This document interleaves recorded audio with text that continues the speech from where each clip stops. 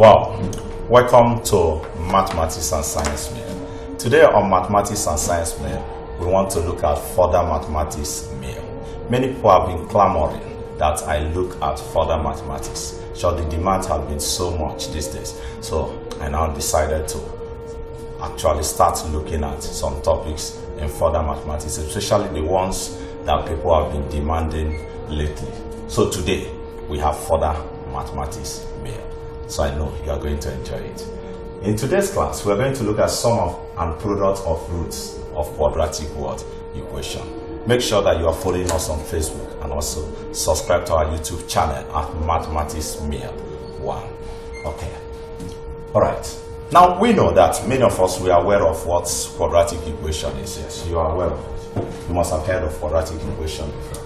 Quadratic equation is an algebraic equation that the highest power of the unknown, that's the highest power of the variable, is what? Is 2. In general form, we have this: ax squared plus bx plus c equals what? Equals 0. That's the general form of quadratic equation, where x is now the what? The unknown. So the equation in this form is quadratic. That's the general form of a quadratic equation. So if I have x squared plus 5x plus 6 equals 0, this is a quadratic equation. Yes, if I have 2x squared minus 7x plus 5 is equal to 0, still quadratic equation. Then if I have 3x squared minus 27 equals 0, 27 equals 0. This is also quadratic equation. Yes, because the highest power of the unknown here is still what? Is still 2. But this one is binomial in nature. We can still have it in the form of maybe 2x squared minus 7x is equal to 0. So it's still quadratic equation because the highest power of the unknown variable here is what? The unknown there is what? Is 2. So any algebraic equation where the highest power of the unknown is 2, that algebraic equation is quadratic. I'm just trying to, go through it a little before we start talking about the main business today. So you see, this x raised to power 2, this s raised to power 1. The power of x here is s raised to power 0, and s raised to power 0 is 1. That's why we have only 6 remaining here. So all these are quadratic equations. Now we know that when we solve quadratic equation, our interest is to find the what? Is to find the roots of equation. Yes, when we solve quadratic equation, we are required to find the roots of equation. That's our interest. Then the next thing we need to note is that from the roots of a quadratic equation, we can actually form a quadratic equation. So we solve quadratic equation to obtain the roots, and then we can be given the roots to obtain the what? The quadratic equation. Yeah. So no matter the method you use in solving a given quadratic equation, you always arrive at the root of equation, be it the factorization method, the graphical method, the completing the square method, and the general formula method, which some people normally call the almighty formula. But it's almighty only in quadratic equation because we cannot really apply it in any other topic anyway, except a quadratic equation. So when we say it's almighty, we are talking about almighty in what? In quadratic equation. So when we have the roots of equation, we can actually use the roots of equation to form a given quadratic equation. And that principle is very vital to what we are about doing today. So to form a quadratic equation with given roots, to form a quadratic equation,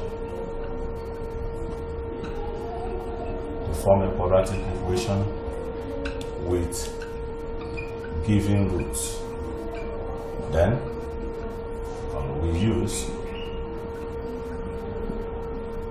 x squared minus sum of roots times x plus product of roots equals 0.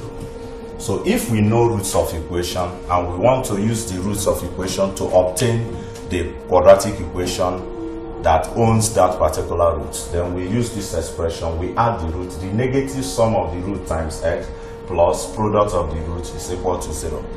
That will give us a quadratic equation upon simplification. For example, if we say that we have minus 3 and 4 as roots of a particular quadratic equation, and we are asked to use this to form the quadratic equation. All we need to do is to say x squared minus sum of the roots, so minus 3 plus 4 times x plus product of the root minus 3 times 4 equals what? 0. So we now do x squared minus 3 plus 4 will give us 1, right? So 1 times x is x, times this minus sign is minus x, minus 3 times 4 is minus 12, and when plus multiply minus is still what? Negative. So we have formed the quadratic equation. If you solve this quadratic equation, you will still arrive at these two. Okay. But our business is not on solving this or forming quadratic equation yet. We want to obtain an expression that can easily help us to find sum of root and product of root without solving what? Quadratic equation, yes. Because if you are going to find the sum of root and product of root, you must solve the quadratic equation. Let's assume we are asked to find the sum of these roots, the root of this particular equation now, maybe 2x squared minus 7x plus 5 equals 0. And someone say, without solving this quadratic equation, find the sum of root. Now, if you don't know what we are about to do now, you cannot do that. You must first of all solve the quadratic equation, obtain the root, then add the root, then also multiply the root to find the product. So the essence of finding an expression for sum of root and product of root is so that we can actually obtain sum of root and product of root of a given quadratic equation without solving the word, without solving the equation. So we move on. So we have said that if you want to form a quadratic equation with given roots, you use this expression. Now let's assign symbols or letters for roots of equation. We know that the roots of a quadratic equation will be what? 2, yes. Has to be 2. So if the roots of a quadratic equation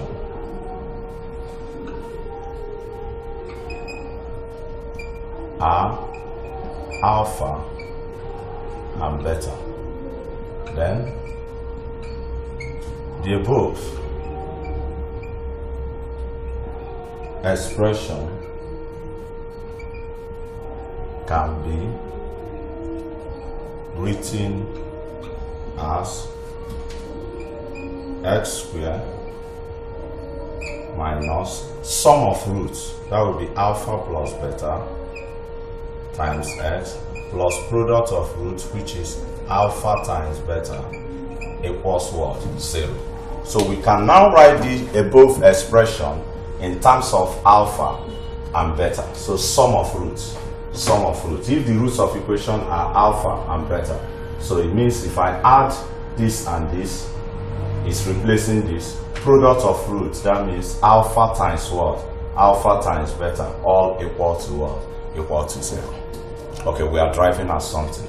Now you will notice sum of roots. You notice that the negative sum of roots is the coefficient of x, while the product of the roots is the constant term in a quadratic equation. So if we write the general form of a quadratic equation, ax squared plus bx plus c equals 0. Now you see that the whole of this is being replaced by this, while b, which is the coefficient of x, is replaced by the negative alpha plus beta. Now look at this. We have a problem. What's the problem? The coefficient of x here is what? 1. But the coefficient of x here is what? A. That means the negative sum of roots can only be the coefficient of x if the coefficient of x squared is what? 1. And also the product of roots can only be this constant term if the coefficient of x squared is what? 1. So the coefficient of x squared here is 1, but the coefficient of x squared here is a. So if we are going to use this to find sum of roots and the what? Product of root, or if we are going to use this to find sum of root and product of root, definitely the coefficient of x squared must be what? Must be 1. Must be 1. Okay, so from there we can now say this implies that once the coefficient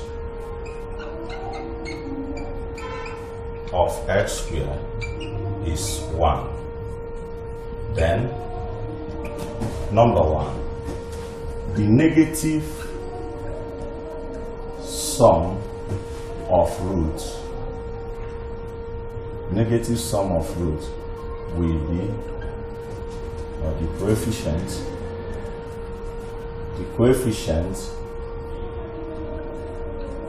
of x will be equal to the negative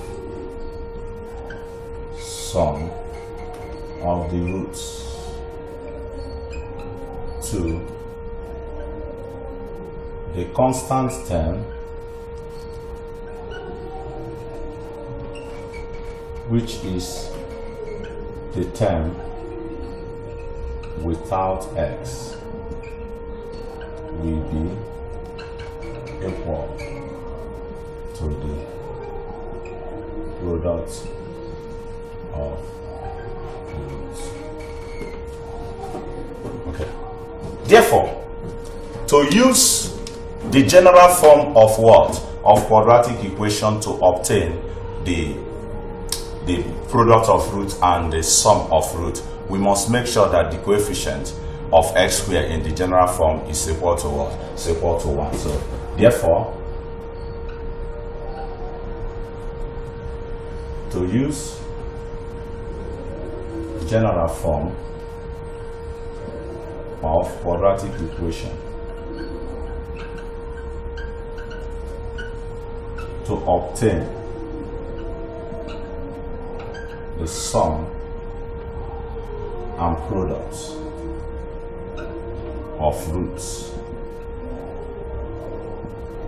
we must ensure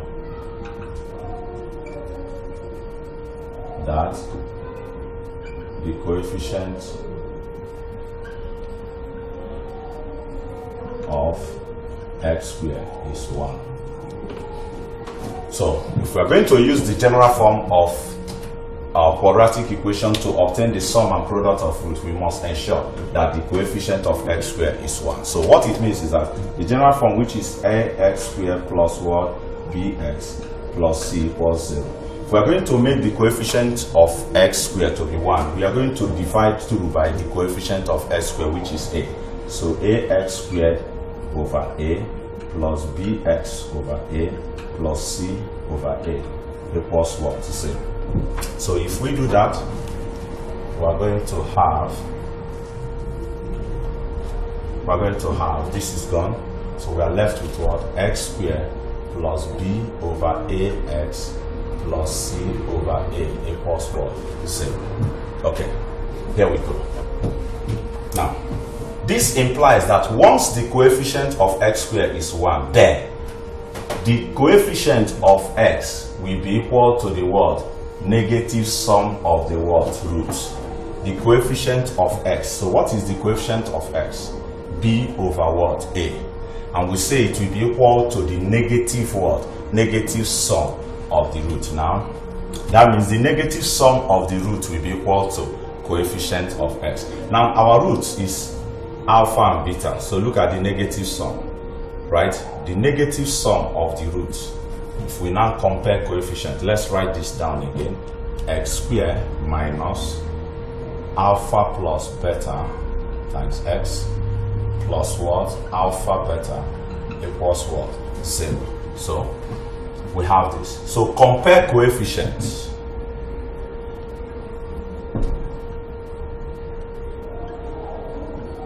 Compare coefficients. We say that once the coefficient of this is 1, that means the sum of roots, the negative sum of roots will be equal to the coefficient of x, and which we can see.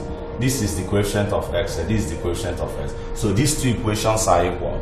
So if the coefficient of x here is b over a, and the coefficient of x here is minus alpha plus beta, it means two of them are equal. That means minus bracket alpha plus beta is equal to b over a. That gives us that alpha plus beta will give me minus b over a. Of course, you know how we obtain this, right? So the sum of root is minus b over what? Over a. So we have this minus, multiply both sides by minus 1 to get rid of this. That's how we arrive at this. So this expression is very important. Alpha plus beta is equal to minus b over a. So sum of roots is given by b over a, right? Okay. Then if we compare this, it means that product of root alpha beta will give us, what's the product? What is replacing it here? C over what? A. They are the same. So these two expressions are very vital for the next thing we are going to do. Very, very vital. That means I can actually find the sum of roots without solving a quadratic equation. Yeah, very simple. By just doing minus b over a. Yeah. And I can actually find the product of roots without solving the equation by just doing c over a. That means if I have a quadratic equation,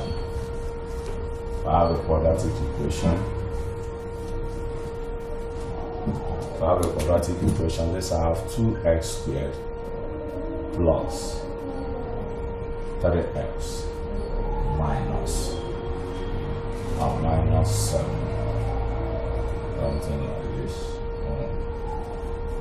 2x squared plus 3x, let's say minus 5 is equal to 0.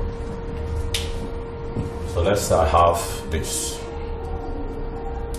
and we want to solve this equation. Maybe they say, sorry, not solve it now. They say find the sum of roots. All we need to do is to identify our a. A is 2 here, b is what? 3, and c is minus what? 5.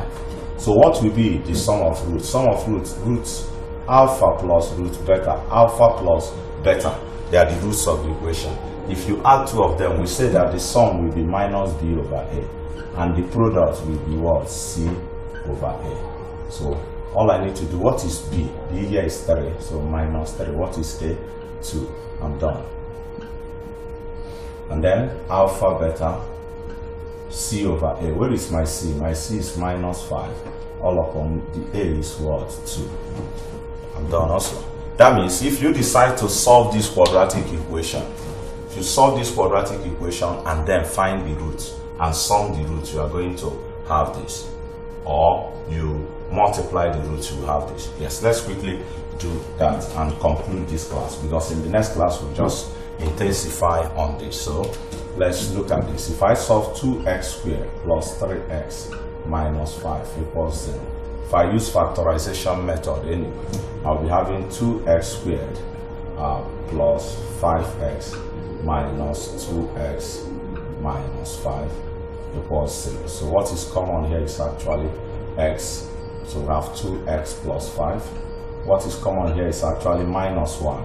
So I have 2x plus 5 equals 0. So this will give me 2x plus 5 into x minus 1 equals what? Equals 0. That's what I'm going to have. So if you now solve, equating each factor to 0, or x minus 1 equals 0, we're going to have that x will be minus 5 over 2, or x will be equal to 1. Right? That's what we have. So if you decide to find the sum of this root, that will give you minus 5 over 2 plus 1. This is the root, this is the root. If you add two of them, this 1 over 1, 2, you have minus 5. 1 divided this is 2. So you have minus 3 over 2, which is actually the sum. So you see the stress that we would have passed through trying to find sum of roots if we don't know about this two-word expression, and also likewise finding the product of root, because if you multiply 1 times minus 5 over 2, you arrive at this. So you see, it makes life easy. Wow, I didn't intend that this video will be this long, but it's just for explanation's sake. I know these days people don't like watching long videos, so but for explanation's sake we have to make it long in this form. In our next video, we are going to look at how we can find sum and product of root without solving quadratic equation. by applying this. That's the first thing we are going to use the principle of sum and roots to do. Then after, we can now see how we can simplify expressions involving the root of what? Of an equation. Make sure that you have subscribed to our YouTube channel and also that you are following us on Facebook. Thank you for watching this video. I'm still your friend and your brother, Engineer I Okechukwu. Bye.